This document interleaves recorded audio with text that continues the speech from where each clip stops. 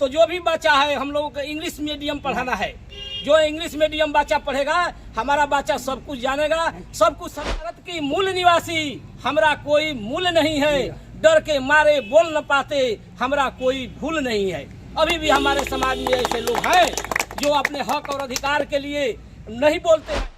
ये जाने कि हमारी पूर्वजों ने इस देश का निर्माण किया है। हमारे पूर्वजों ने यहाँ पर जंगलों को काट करके खेती के लायक जमीन को बनाया है और हमारे लोगों का कोई इज्जत नहीं है।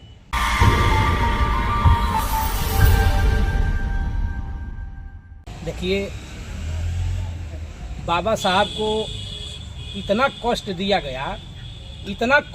गया कि उनकी तपस्या रूपी ज्ञान हम लोगों को आज रक्षा कर रहा है। एक तरह से वो तपस्या करने लगे, जैसे लोहा को तपाया जाता है और लोहा को तपा करके उसको शुद्ध किया जाता है, वैसे हमारे बाबा साहब जाति पाति भेदभाव के अग्नि में तप करके और ये संविधान का रचना किए हैं। हमारे मुर्मू जी सही बात है कि जो कह रही है, जो किया है वो अद्वितीय है, लेकिन अभी भी हम लोगों का जो देहात साइड है उसमें संविधान का प्रकाश नहीं जा रहा है। अभी हमारा बहुत ऐसा घर है जहां लोग अभी सभी बच्चों को अपना पढ़ने के लिए नहीं भेजते हैं। हम सभी यहां जिम्मेवार लोगों से ये आग्रह करेंगे कि एक मुहिम हम लोगों को ये भी चलाया जाए कि जो भी हमारा भाई है आज नशा में धूत होते जा रहे हैं, जो सृजन करने वाले हैं समाज के, वो नशा में धूत होकर अपने बच्चों को शिक्षा से दूर रखते हैं। इसलिए हम ये कहेंगे कि दबाव नहीं देना है, आलोचना करना है कि नशा खराब है और नशा से हम लोगों का परहेज करना चाहिए। तभी हम लोग बाबा साहब के असली अर्थ को जानेंगे। बाबा साहब ने कभी दारू नहीं पिए, कभी मांस मदिरा नहीं खाए। बाबा साहब ने हमेशा ज्ञान के प्रकाश के रूप में ये खोज करते रहे।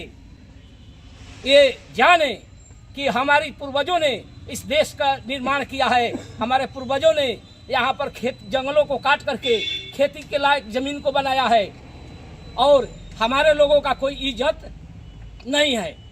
देखिए, एक कविता है, हम लोग जो भी हैं भारत के मूल निवासी हैं, SC ST OBC हैं, वो मूल निवासी हैं यानी आदिवासी हैं। लेकिन हम लोग अपने को आदिवासी नहीं मानते। मूल निवासी थोड़ा थोड़ा मानते हैं, लेकिन आदिवासी अपने को नहीं मानते हैं। हम भारत के मूल निवासी, हमारा कोई मूल्य नहीं है।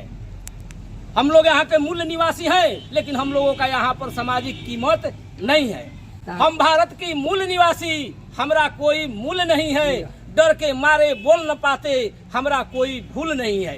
अभी भी हमारे समाज में ऐसे लोग हैं जो अपने हक और अधिकार के लिए नहीं बोलते हैं। उनको सताया जाता है, उनको मतलब कष्ट दिया जाता है, लेकिन वो बोल नहीं पाते हैं, उनकी जुबानें बंद हैं। सभी वेद शास्त्रों से अच्छा भारत का संविधान है। सभी वेद शास्त्रों से अच्छा भारत का संविधान है। भीमराव अंबेडकर का नाम सब दुर्गुणों का निदान है। आज मुगल अंग्रेजों का इतिहास ही प्रमाण है। शायर समृद्धि राहु गोरैया रैदास हमारा शान है। हमारे बाबा साहब से पहले भी हमारे समाज में ऐसे ऐसे महापुरुष पैदा हुए हैं जो हमारे समाज को सुधारने का काम किए हैं। और उसके बाद हमारे बाबा साहब आए तो हम लोगों का जो हक और अधिकार बनता है उसको निहित करने के लिए संविधान में अपनी कलम से, अपनी लेखनी से लिखा है। तो भाइयों, हम एक बात और कहेंगे कि हम लोगों को एक मुहिम चलाना चाहिए कि हम लोगों को बाबा साहब जो ज्ञान दिए हैं वो अंग्रेजी में दिए हैं। अंग्रेजी हम लोग, इंग्लिश हम लोगों का मूल आधार मानना चाहिए। जिसके घर में अंग्रेजी हो जाएगा वो संविधान का अर्थ समझने लगेगा। हिंदी से हम लोगों का संविधान का अर्थ समझ में नहीं आएगा। तो जो भी बच्चा है हम लोगों को इंग्लिश मीडियम पढ़ाना है। जो इंग्लिश मीडियम बच्चा पढ़ेगा हमारा बच्चा सब कुछ जानेगा, सब कुछ समझेगा।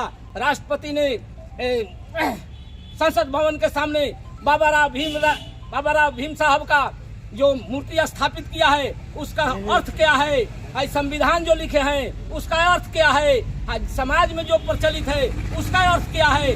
संविधान का शासन अलग से चलता है, एक ब्राह्मणवादी शासन हम लोगों पर अलग से चलता है। तो इसका मूल चीज है, जब तक हमारे समाज में अंग्रेजी नहीं आएगा, जब तक हमारा समाज इंग्लिश नहीं पढ़ेगा, तब तक हमारा समाज विकसित नहीं होगा। इसलिए हम कहेंगे कि इंग्लिश पढ़ना और पढ़ाना हमारे बच्चों के लिए जरूरी है।